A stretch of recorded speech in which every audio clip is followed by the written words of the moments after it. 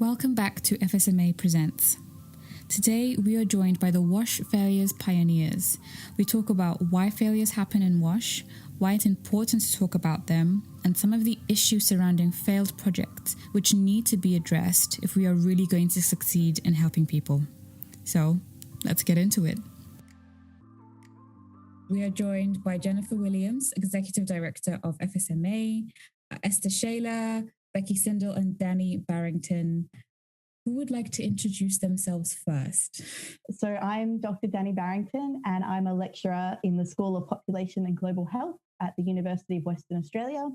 And I also just love doing things in the WASH sector where I get to make a fool of myself and have fun, as well as trying to do something useful, which is how I've come to get so close to these other lovely ladies. Okay, so in the interest of alphabetical, I guess I get to go next. So I'm Esther Shaler.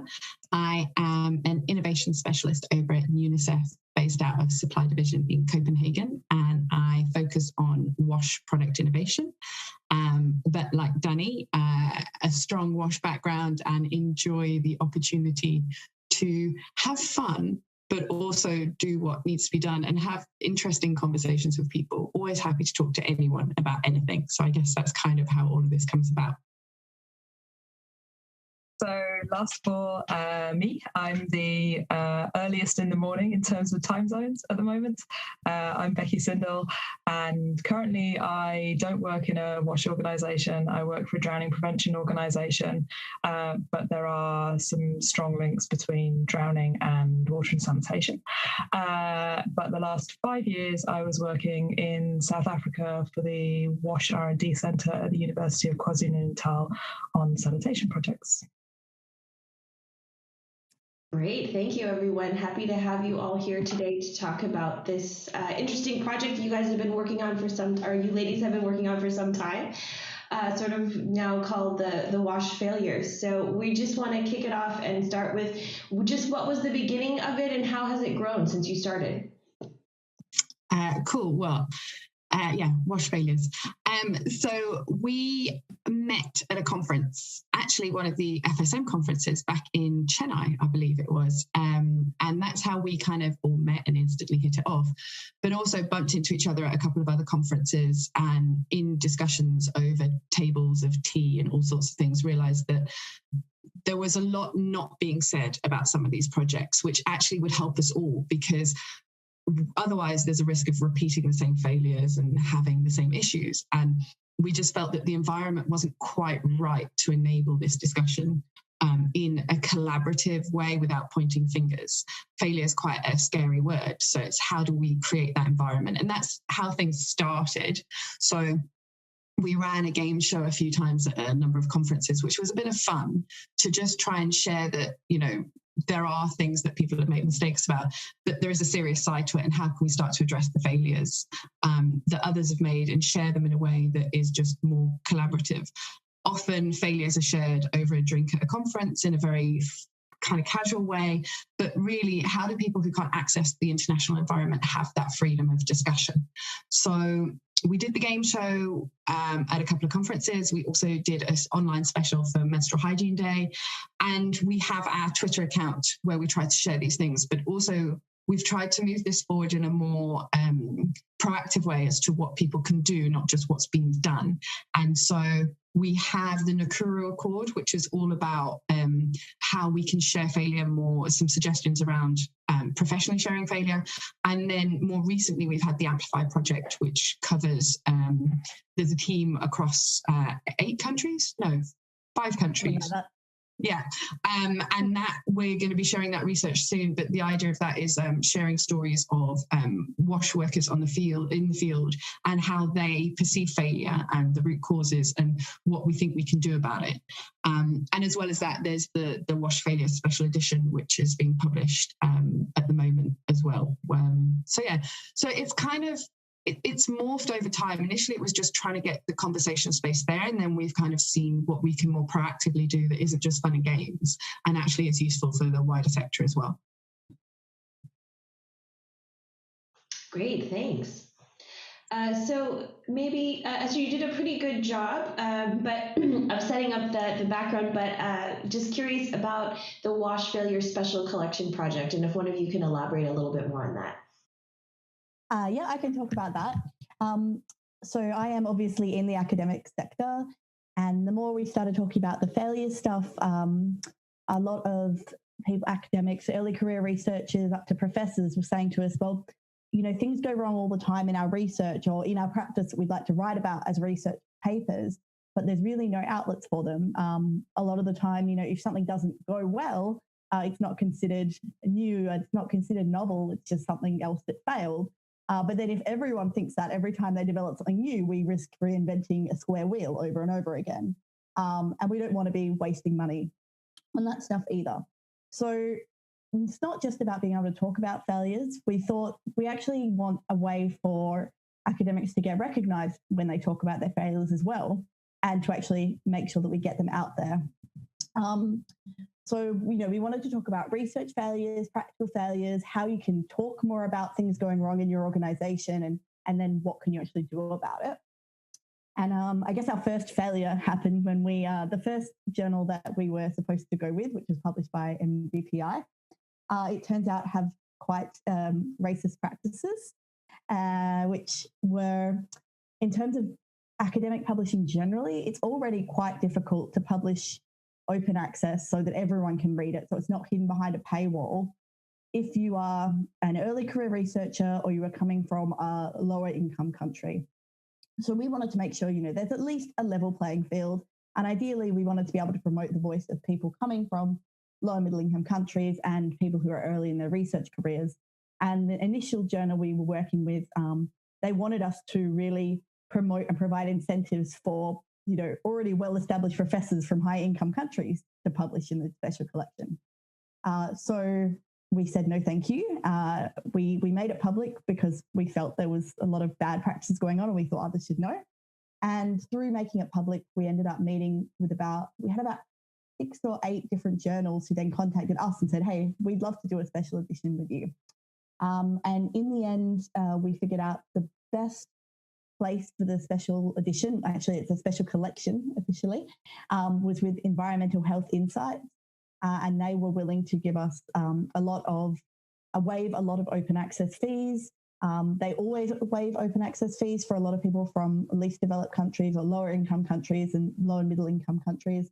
And then we also had some support from the FSMA to also help us out if we needed anything else, to make sure we could get all of the papers that were accepted to the special issue out into the world. And yeah, so it's now up there. They've been published as they have been accepted by the journal. So I think we're waiting on one final paper to make it through review process, but all the rest are up there if you want to have a read. Oh, great. I didn't realize they were already out. I was going to ask you today, actually. So what are some of the key takeaways from this project, and maybe, you know, what you've learned specifically since before you started? So I think there's a real variety of papers in the special collection, which is fantastic because it really demonstrates how failures happen everywhere. We've got papers that are talking about failures in the lab in terms of how testing takes place and how it's reported. We've got failures when engaging with communities, and we know that working with communities and working with people generally always throws up some surprises that we weren't necessarily expecting. There's failures in terms of organisational leadership, and even failures when talking about failure. As Danny mentioned, we've had an experience of that, and there is a paper that talks about some of the other ways that people have tried to talk about failure in the past that haven't necessarily worked. So that's one of the things, is that failure happens everywhere. But the interdisciplinary nature of water and sanitation means that we really need better ways to engage with all the different people who we come into contact with and who are stakeholders in projects. And because all of those people come from very different backgrounds, either professionally or personally, we need to borrow tools from lots of different disciplines to really achieve that. So there's discussion in there about using design tools like human human-centered design principles. There's some of the tools are borrowed from economics, looking at organizational structure and how you can put together an organization or use an organizational structure to improve the way that we talk about failure and learning from things that go wrong. And I think one of the things that, when I say it, sounds really obvious, but it's really nice to have kind of written down and have the reference to go back to, is it's much easier to accept, discuss, and respond to failures where we can attribute that issue to someone or something else. It's much easier to be able to point the finger and go, oh no, it wasn't our fault, it was something else that happened. So we really need to cultivate a culture in the water and sanitation sector where we have room to experiment, to be flexible, and to be transparent. The scientific method, I mean, proving something doesn't work is as valuable as proving something does work. It means that we're taking a step along that pathway of knowing what doesn't work. So that one's been, I think there's some really great stuff in there that gives us ideas of what the challenges are currently and where we can go next. And I think something that is really reassuring to us as our project, so Esther alluded to it, so the Amplifying Local Voices project that we're running, that we've collected data for and we're now doing the analysis on, was hearing from local WASH voices in Malawi, Zimbabwe, Tanzania and South Africa. And so we didn't actually publish our own work in the special collection, we're just analysing it now. But we have actually published a research brief with the findings that that the participants felt were the most important things from that research. And I think, as what Becky said, in terms of the findings that we're seeing in the papers coming out in the special collection, they are very similar. We're seeing a lot of the same issues. We're saying that there are lots of different issues, different reasons that projects are failing, but there are a lot of common themes, and that a big one of those is that, we need to actually be able to talk about it, and we need to work out a way of addressing them when it's not the fault of an individual, but also if it is the fault of an individual, how do we look at that in a proactive way instead of just pointing the finger? How do we make sure it doesn't happen again? Yeah, I think there's been a couple of times where you both have raised so many interesting points. It's hard to just to take them all in. But I think, Becky, your comment about needing to take a more multidisciplinary approach is spot on. I think for a long time we've approached it as a technical challenge, but we know with the human element, right, that brings in its own human messiness. And I have a social science background, so I'm a particular proponent of promoting social science. But I also have been on, a couple of field visits for pit emptying and standing there thinking, well, if this all goes properly, what are we going to learn? Because actually, successful pit emptying is actually pretty boring, especially if they're using a vacuum truck, right? Like they connect the truck and they put the pipe down in, and then you just kind of stand around and wait for something interesting to happen. So not that I was hoping that anything would go wrong, but it was also kind of just watching the vacuum truck work, not that exciting.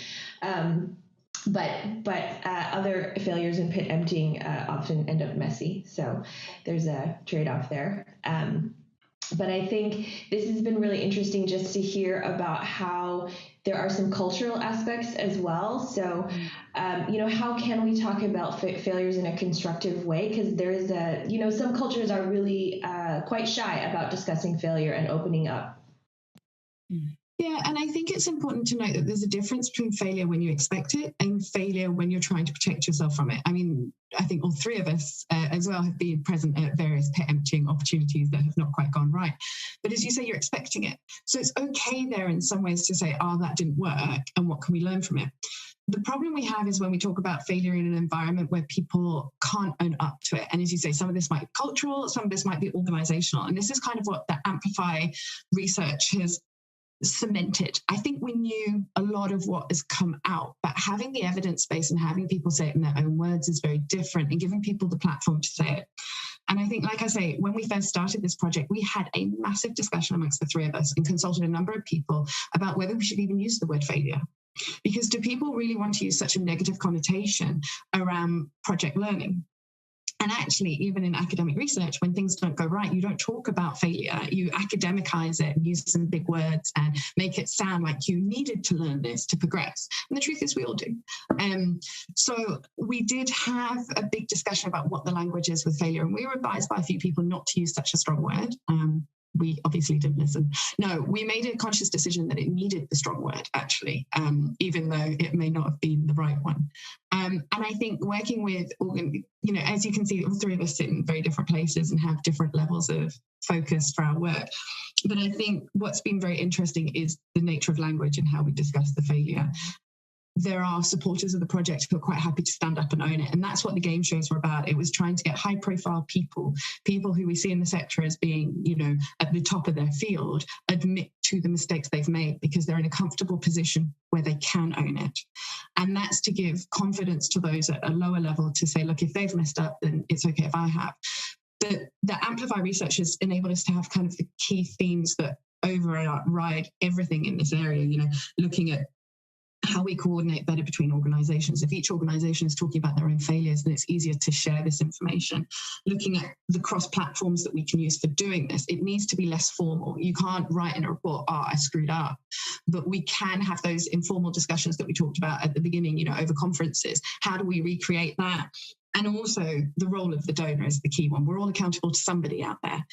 How do we get that to be a positive relationship? It's the classic parent thing of, are your parents going to kill you when you admit that you dropped your phone down the toilet? Or are they going to be, you screwed up, you're probably not going to do it again, so let's move on. And creating that relationship. And yes, I have done that at least once. Did you drop it on one of your girls? No, I dropped it down a festival toilet as a teenager when phones were really expensive. My daughter has broken her phone at least twice. And yeah, different levels of trouble depending on what she's learned from it. But I guess this is it. It's how we learn from our failures and our mistakes. And that's what we're trying to create. It's not okay to always screw up, but it's creating the environment that allows you to learn and the accountability. And working in innovation, this is really like the forefront of failure, right? We cannot get it right every time in innovation.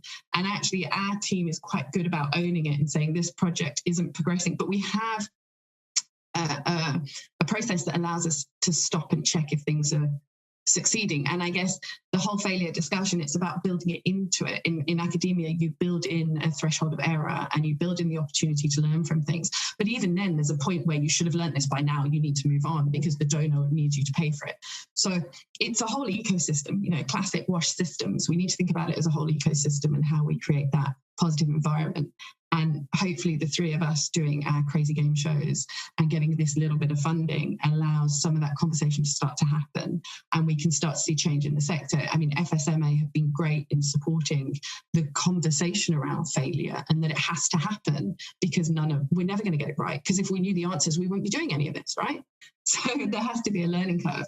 It's just making that learning curve acceptable at all levels. And I think in the field, that's harder, because people feel more duty to succeed and that there's more riding on it, when it's up to those higher up to create the right environment to say, no, it's okay, we'll handle it. Yeah, that's so true, because I think one of the outcomes that you mentioned from the project during the session that Becky presented in at FSM 6 was the importance of coordination and communication, but also managing community and donor expectations. So I think we've kind of touched on that a little bit. I'd love to dig a little bit more into that topic today during this discussion, because we also had just recently seen that Flush and WaterAid America sent out some of the work that they've been doing internally as well, where they also really found a disconnect between programs and designs and impact, but also, again, how the headquarters staff interact with the country level staff. So I know, Esther, you just set this up so beautifully with your last response about the whole system. So I'd love to just explore this a little bit with the three of you. So, yeah, this is something that we talk about a lot. As we said at the beginning, Danny is in Australia, Esther's in Denmark. I'm in the UK, which is why it appears today my internet is so terrible. But we are all working in international development, and development is really still very much led by international players, and there needs to be much greater localization. We've found that through the Amplify project, local stakeholders, people who are living in the communities that WASH projects are happening in, are constantly being told by someone from somewhere else that they know better for what these communities need. And the challenge is, I mean, we've got quotes which literally say, we had a project planned and then the white man showed up and we were told that it had to change. And that meant that ultimately that part of the project failed. I mean, it doesn't get any clearer than that. This was, the donor showed up and was basically said, we want something different. So we have those issues still happening. And the challenge is this isn't just in the WASH sector. So every sector shows up to those same communities and looks at one slice of the problem. And there's no joined up thinking. And it's because of this siloization. Yeah, I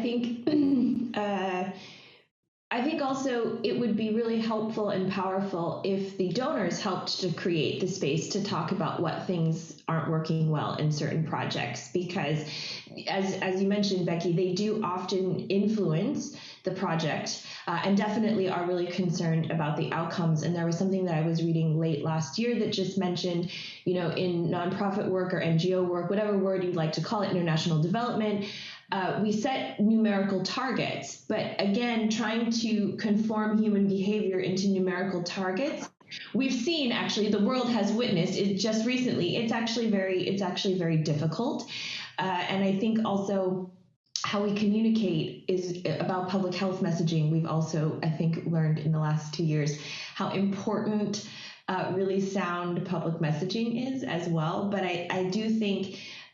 You know, this is going to be controversial, but donors make mistakes too.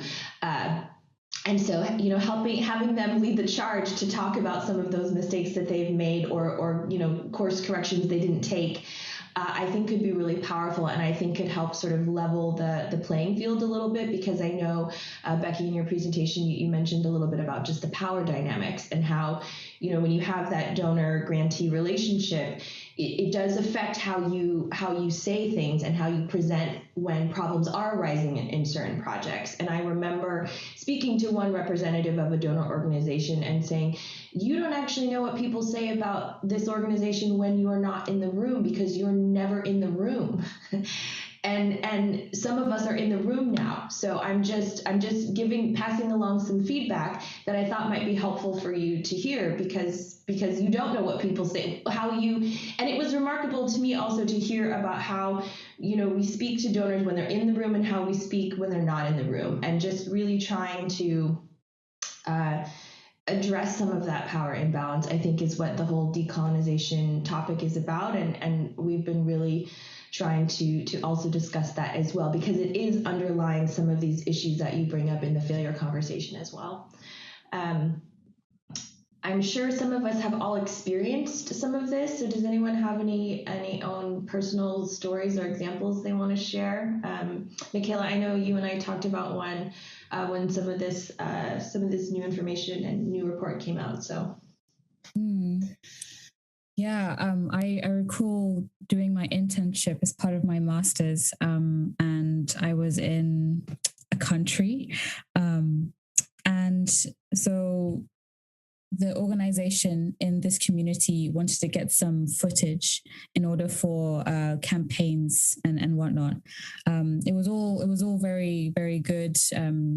People were spoken to on the various levels. You know, you have to go through like a village chief, you have to go through the municipality. So all of that was done.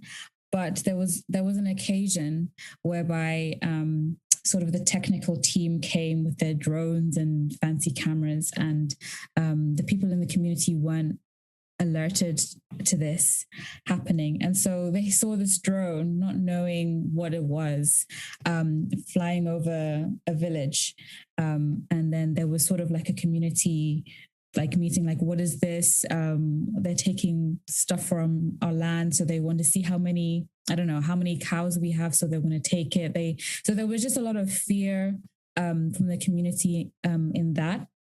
And I just witnessed other occasions whereby just the communication wasn't great. So from my experience, hearing what you're saying about the importance of engaging with local voices, and then there was also a comment in Flush's article whereby somebody was sharing their experience in their job, and it says, one quote says, staff and country officers have no way to share their frustrations without fear of retaliation. So it just goes to show that for me, that was a failure in building trust in a community, in somewhere you want to go work and ultimately get something out of for your campaign. So that was my experience in doing that. And then, there were just also other examples of me seeing people like not feeling free to share how they really feel with donors, with outsiders coming in. But then after we left, like, things would come out. So really interested in talking about ways to talk about, I don't know, how people can talk about, oh, this wasn't really good. Yeah, like how do we do that? Maybe failure is not a good way of saying it, but how does this happen? I don't know if any of you have anything to say about that, or experience anything like that as well. Oh, something I just picked up on there was around trust, and I think that is something that is so undervalued in the WASH sector. I worked on a project for about 3.5 years that was participatory action research. So we were working on WASH issues that the informal settlements we worked with had decided were issues, and moving them forward at how they wanted to actually do it, right? So it wasn't an external actor saying it had to be done a certain way, and we didn't actually have funding to build infrastructure or anything. Our work was more helping to facilitate linkages and things. And, it took a good 2 years to actually build the trust with the communities, where they were actually talking to us really truthfully about things, about what had happened in the past and why they said things in a certain way. And, there were things that were completely different from the first time we met them to 2 years later down the track, when they'd sit down and be really blunt with us about what the issues were. And I think that in WASH, we are so pressed for getting everything done as quickly as possible. These expectations are too high on the time, that we don't build that trust. We don't do proper participatory work. We like to tick a box. I have a big issue with SDG 6B indicator being, a very mandated way of proving a project has had participation, when you don't know that's genuine at all. And I think just generally, I think a lot of WASH programming is done based on wishful thinking rather than actual evidence. And I think a lot of the evidence we're seeing and what we're seeing in the special collection and also in the Amplify project, the evidence is showing us that we're not engaging people, building trust and doing participation well at all. Which is terrifying, because realistically, those are the same issues that we were saying that development was running into in the 1970s. Mm-hmm. Yeah, and I think some of it is the mechanisms we use. I sit in a headquarters where information flows downhill very easily, but it doesn't come back up that hill particularly easily. So I make a request to a country office and they're like, oh, HQ making unreasonable requests again. Where actually, if they said to me, look, we're in the middle of an emergency response, can we get back to you? It's like in anything in life, if something goes wrong, you want that flow of information, the communication and managing expectations. And I think things like WhatsApp allow us to have that informal level. And I think it's building on some of these informal communication mechanisms. Email is very formal and much harder in some ways for our field-based colleagues to feel comfortable raising something. But if you pick up the phone and talk to them, you can normally find these things out. And I think it's sometimes giving people the space in a platform that they feel comfortable with. And this also, we work in a very English-speaking environment. If that's someone's second, third, fourth, fifth, keep adding language, they don't always feel comfortable finding the words, especially written. And so we need to look at, I actually think a lot of this is really basic methods of communication. And, you know, Danny's much more of a participatory person in her background than I am. And so I think she's got much more tools to draw on, whereas I'm just like, I write things, people read them. But the reality is that isn't how we communicate, and facial expressions play a lot in this as well. I mean, we're all talking and seeing each other now. That makes a difference to just hearing it. So I think we need to just think outside the box a little bit and go, well, I sent an email, you should know. That's not fair on anyone, especially if you're like me and you read the email and then forget to respond, but not because you didn't mean to, it's just you forgot. No, and I think how you build trust varies culture to culture.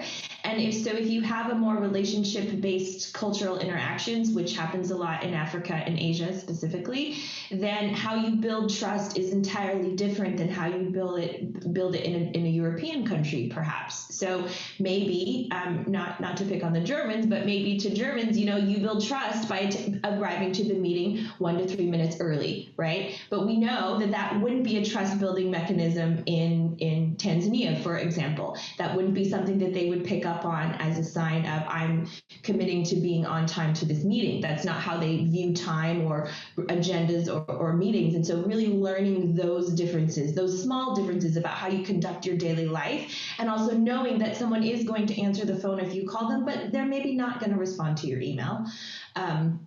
And also, we've all gotten, we've all maybe gotten emails in another language. And when you get it and you see it, you're like, oh, okay, I'm going to really need to devote some mental space to this because I'm going to need to sort my way through it. And then I'm going to need to respond, which is a whole separate activity, and get, mentally arranging what am I trying to say? And then how do I say it?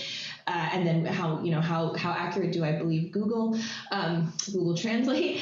And then they sit in my inbox longer because I know it's going to take a little bit more. And so I can imagine if you are, if English is your second, third, fourth, fifth language, and you have 10 of them from various stakeholders, it's daunting to think about responding to all of those emails in your non-native language. Yeah. So I guess other practical steps we can think about taking to be more inclusive about talking about failures, but also about how we can start to, some small steps we can start to try to change this conversation and landscape on some of the systemic issues we've addressed today as well. I think one of the things is that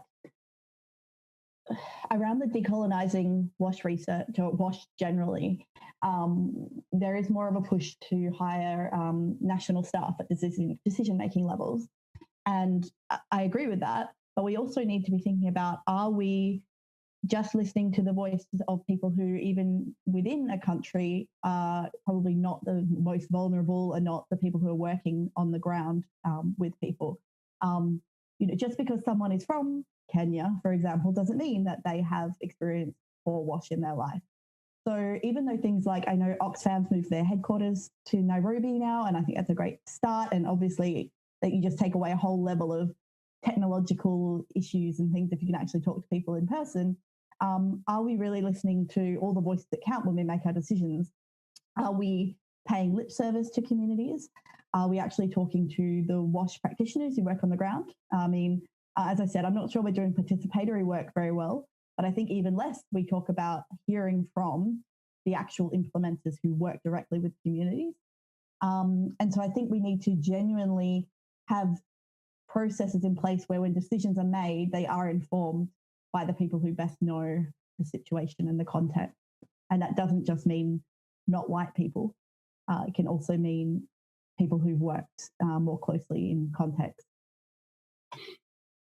For me, one of the things that's really important is that we recognise that development is very linked, and so we need to be aware, particularly for organisations that work on a single issue, what are the boundaries of what's within our skill set and what happens when we inevitably run up against those boundaries. Because if those communities that we're talking to say, well, it's great that you're here to deal with water and sanitation, but actually the thing that's most important to us is ensuring that that our girls are safe on the way to school, then we can't just turn around and say, oh, sorry, that's not our problem.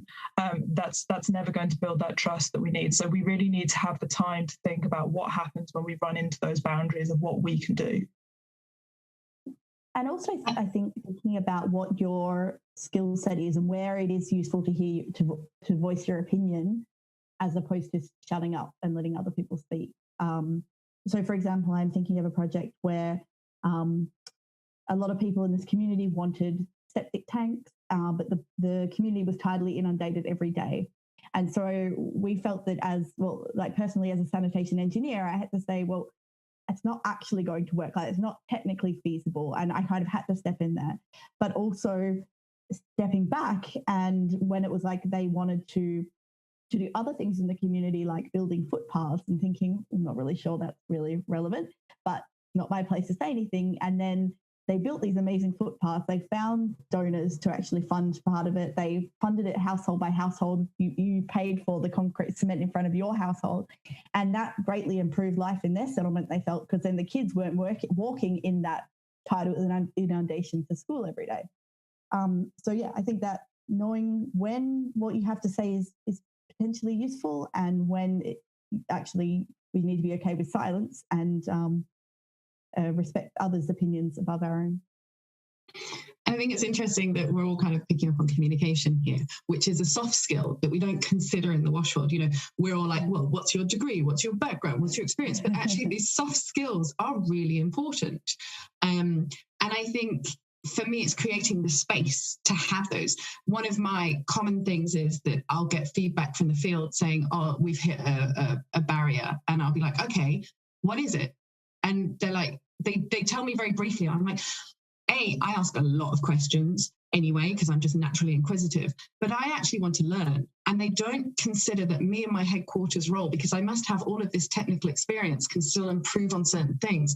But the reality is, the more questions I ask, the more I get the opportunity to learn, because then I can spread that knowledge. And I think we often think of ourselves in silos as to what we can do right now, whereas I try and look at a more, well, if I learn this here, when I'm working on the same product in another country, I'll know to negate that already, or I know that may well come up. And I've got that at the moment with a project on accessibility in emergencies, and it's not being picked up how we designed it to be picked up.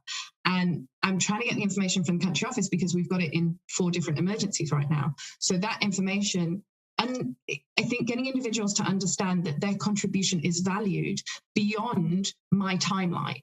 They just see that I've got a timeline and I want to report on that, whereas actually it's not about that. It's about supporting others in the same situation.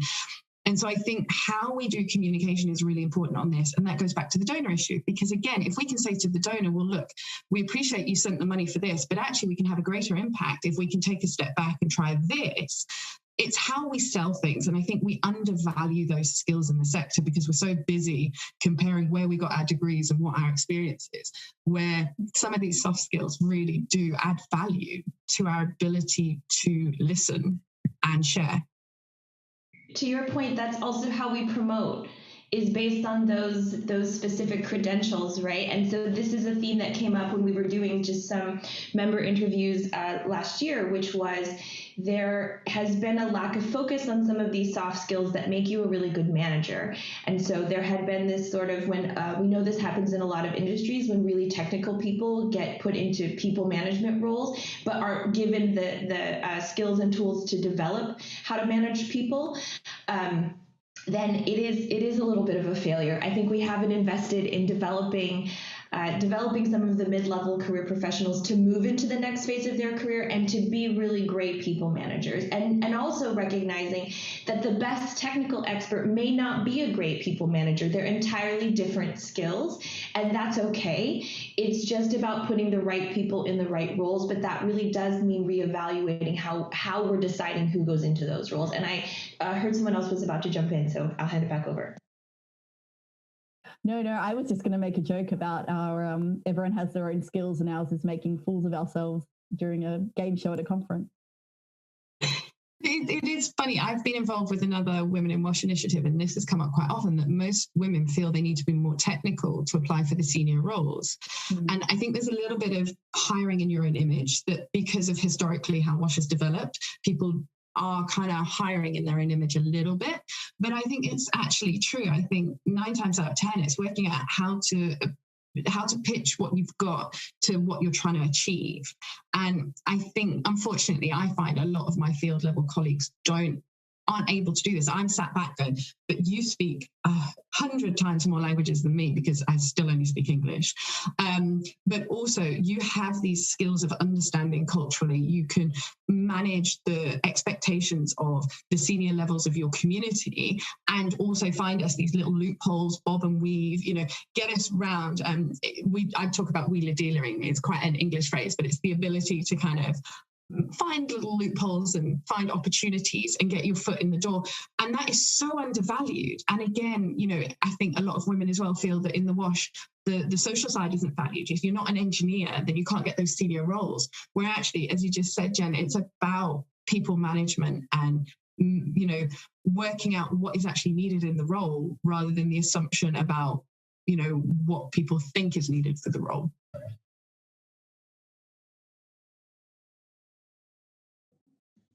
Yeah, it's been there's just been a lot of conversations, I think, that are all sort of converging around a lot of the things that we think we could do differently, especially as we've just experienced an upheaval in our lives. So it's a good time to take stock and really look at what do we want to not take with us in this. I'm going to optimistically say post-pandemic era. We will get there eventually.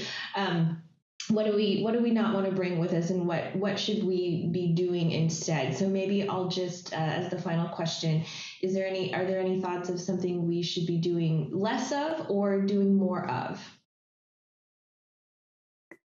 Other than talking. And talking to everyone, having communication, I guess that's what we've been talking about. You've got to have communication flows up and down. You've got to talk to communities. You've got to be able to talk to your donors about being reflexive and being able to pivot when things aren't quite right. I think those things are really crucial. That'd be my big takeaway. I think I'd say expectation management. I think it's really important it goes back to communication though, but to have that both up and down, expectation management. What are the community expecting? And manage that expectation, because often that's where frustration comes from. In anything in life, if you're delayed at an airport and you don't get updates, then you can't manage your expectations as to when you're actually going to leave. So I think for me, it's the expectation management, but both up and down. From a management level, these are the frameworks that I have to work within, so why I'm going to be asking for certain things, but also make sure when we're talking to communities and they say we want all of this, we're very clear that we can work within this. So I think that would be it for me. Becky? I'm the anarchist in the group, so I would say more decolonisation, more understanding of the political elements of international development, and what's got us into this situation in the first place. Oh, that's a great question, Becky. I will leave you all with that today.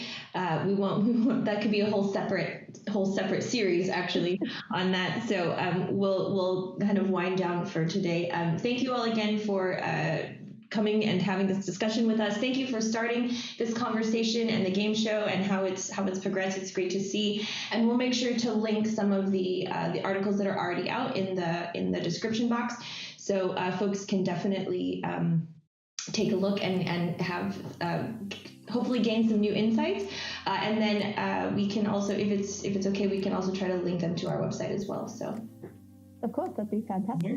Yeah. Great.